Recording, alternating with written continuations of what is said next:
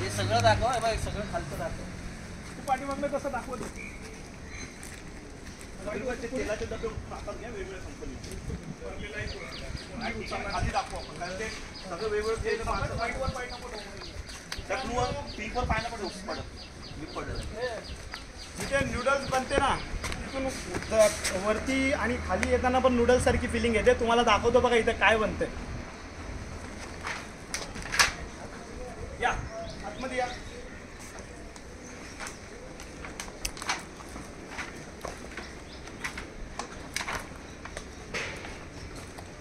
इथे बनत आहे अखंड नवी मुंबईमध्ये सप्लाय होणारी सगळ्या लहानांपासून ते वयोवृद्ध लोकांची फेवरेट असणारी चाऊमिन नूडल्स. या इकडे चाऊमिन नूडल्स कोणत्या अवस्थेत बनते पाणी बघा. चाऊमिन नूडल्स साठी जी पाणी वापरलं जाते ते पाणी बघा. सगळ्यात प्रथम पाणी बघितलं. आता सगळ्यात महत्वाचा इन्ग्रेडियंट आहे जो मैदा. त्या मैद्यांवरती मास्क्या बघा. मशीन मैदा मशीन. त्यांना कोणत्याही पद्धतीचा अशी स्वच्छता असावी अशी कोणत्याही पद्धतीची त्यांनी काळजी घेतलेली नाहीये. आता अजून तुम्हाला पुढे दाखवतो. नूडल्स बघा. हे नूडल्स पण भरल्या जातात पाकिटमध्ये. हे कोणत्याही पद्धतीचा विचार करत नाही. आणि हा इकडचा बॉयलर बघा ज्याच्यामध्ये हे बघा. हे तेल बघा काळं काळं म्हणजे आपण इंजिन ऑइल वापरतो ना त्या पद्धतीचं तेल झालंय ते. आणि या ह्याच्यामध्येच नूडल्स फ्राय केली जाते. पुढे पुढे आहे बघा ना. आणि तेल मैदा पद्धतीचं वापरलं जातं तेही बघा. तो बघ लाटून ठेवलाय मैदा. आणि त्याच्यानंतर ही नूडल्स जी मोठ्या प्रमाणामध्ये बनवली जाते ती इथं ठेवले बघा. ही अशी नूडल्स इथं पेरून ठेवलेली आहे. त्याच्यावरती कोणत्याही पद्धतीचा स्वच्छता किंवा हायजीनचा पण त्यांनी लक्ष दिलेलं नाही. सगळी मैदा पॅकिंग होती. आणि हा पॅकिंग बघा. आतमध्ये नूडल्स तळलेत ना ते दाखवून इथून कंटिन्यू कर. ही पॅकिंग करायची जागा बघा कशी आहे. हे बघा. हे पॅकिंग होते इथे नूडल्स आणि तुळवले जातात पॅकिंगचं नाव. आणि ह्या नावाने ही कंपनी कार्यरत आहे.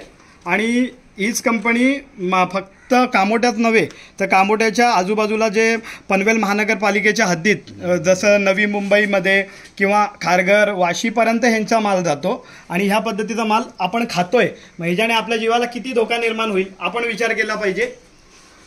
आणि अशा पद्धतीची गोष्ट असून देखील कोणत्याही पद्धतीची कारवाई अद्याप यांच्यावर झाली नाही हे आश्चर्यकारक आहे. आणि ही कंपनी आजची नाहीये. फार वर्ष झाली या कंपनीला. आम्हाला ह्याची आज तक्रार आल्यानंतर लगेच आम्ही इथं धाव घेतलेला आहे. आणि प्रत्यक्षात आल्यानंतर हा चित्र म्हणजे भयान चित्र आहे. खाण्यामुळे जबाबदार कोणाला धरायचं. जबाबदार धरायचं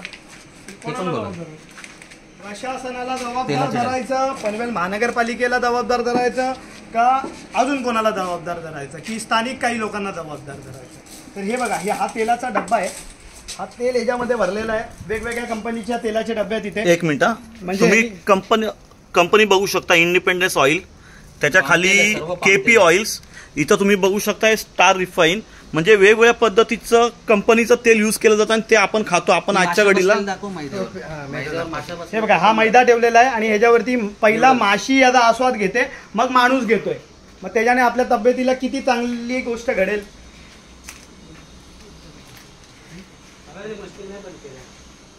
ते पळून गेले. ते पळून गेले. त्यावेळेला आम्ही इथे आलो त्यावेळेला जे इकडचे वर्कर्स होते ते सगळे त्यांनी इथून पळ काढलेली आहे. कारण त्यांना कळलेलं आहे की त्यांची चुकी आहे. चुकी नसती तर एवढा मोठा साम्राज्य घाणीचं साम्राज्य ठेवून ते पळाले नसते.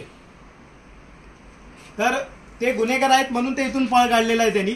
पण आम्ही पण त्यांना सोडत नाही. कारण की सामान्य नागरिकांच्या जीवाला धोका जिथे असेल तिथं महाराष्ट्र नवनिर्माण सेना आवाज केल्याशिवाय राहणार नाही. आणि सामान्य माणसाला हे खाद्यपदार्थ चांगल्याच पद्धतीचं मिळालं पाहिजे. त्याच्यासाठी आम्ही सगळे महाराष्ट्र सैनिक जमलोय. आणि ह्याच्यावर जर कुठला चाप नाही बसला तर आज आम्ही 10 जण आलेलो आहे. इथे 200 जण उभे राहतील. प्रशासनाने कारवाई नाही केली तर आम्ही आंदोलन करू त्याच्या संदर्भात. या